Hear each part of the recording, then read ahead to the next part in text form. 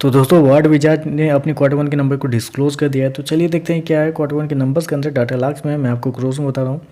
तो देखिए पिछले क्वार्टर की बात करें तो पिछले कंपनी ने 128 करोड़ के आसपास का रेवेन्यू जनरेट किया था ऑपरेशन के थ्रू। पिछले साल की बात करें तो पिछले साल लगभग बोल सकते हैं 38 करोड़ के आसपास, जबकि अभी देखें तो बढ़ के 51 करोड़ कंपनी का जो रेवेन्यू है वो आपको जाता हुआ देखने में। तो साल दर साल देखें तो साल दर साल कंपनी के रेवेन्यू के अंदर एक अच्छी खासी तेजी आपको देखने को मिल रही है। लगभग बोल सकते हैं आप 45% के आसपास का जंप आपको देखने को मिला है साल दर साल। लेकिन वहीं अगर क्वार्टर क्वार्टर जाते हैं तो क्वार्टर क्वार्टर कंपनी के रेवेन्यू के अंदर लगभग बोल सकते हैं 60% के आसपास की गिरावट आपको देखने को मिली। तो क्वार्टर क्वार्टर देखें तो कंपनी के रेवेन्यू के अंदर एक बड़ी गिरावट है, लेकिन साल दर साल कंपनी के रेवेन्यू के अंदर तेजी भी आपको देखने को मिली। चलिए कंपनी के खर्चे क्या वो देखते हैं। तो देखिए पिछले क्वार्टर में 121 करोड़ खर्च किए थे, पिछले साल 35 करोड़ के आसपास, जबकि अभी देखें तो कंपनी का खर्चे 48 करोड़ के आसपास आपको देखने को मिले। तो कंपनी के खर्चे भी देखें तो खर्चे भी ऑन एन एवरेज आप कह सकते हैं कंट्रोल में ही देखने को मिल रहे हैं इस क्वार्टर में।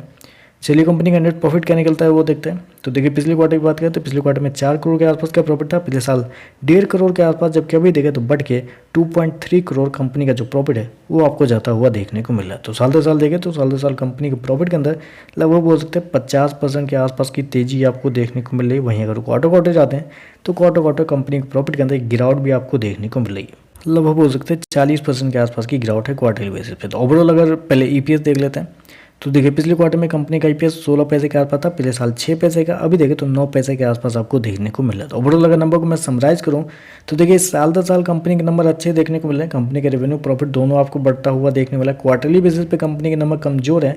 हालांकि मुझे पता है, जहाँ तक मुझे याद है, पिछले क्वार्टर में एक जो इंसिडेंट हुई थी, जो खबर आई थी कि कंपनी को उनके मार्केट कैप से ज़्यादा बड़ा ऑर्डर मिल गया था। उस ऑर्डर पे जैसे ही शेयर भागना शुरू हुआ तो प्रमोटर ने अपने स्टेक को सेल कर दिया।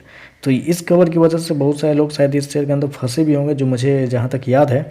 ओवरऑल देखें तो नंबर अच्छे हैं साल दर साल, कोई दिक्कत वाली बात नहीं है। अगर कंपनी को सच में उतना बड़ा ऑर्डर मिला है जो कंपनी को एग्जीक्यूट करना है अगले कुछ सालों में, तो कंपनी के लिए कोई डरने वाली बात नहीं है, आप बने रह सकते हैं इस शेयर के अंदर। लेकिन अगर वो ऑर्डर अगर फॉल्स निकल जाता है, जो कि अगले क्वार्टर में आपको पता चल जाएगा, अगले क्वार्टर में कंपनी का रेवेन्यू थोड़ा सा बढ़ना पड़ेगा, चाहे जैसे भी हो। कंपनी का रेवेन्यू अगर नहीं बढ़ता है तो फिर आप समझ लीजिए कि कंपनी की तरफ से वो जो खबरें आई थी वो शायद मिसलीडिंग वाला भी हो सकता है। लेकिन अगर सच में वो खबर है तो अगले क्वार्टर में कंपनी की तरफ से एक अच्छा खासा रेवेन्यू आएगा। अगर आपके पास शेयर है तो बने रहिए, दिक्कत वाली बात कोई बात नहीं, एक क्वार्टर और देख लीजिए। अभी साल दर साल कंपनी के नंबर अच्छे हैं।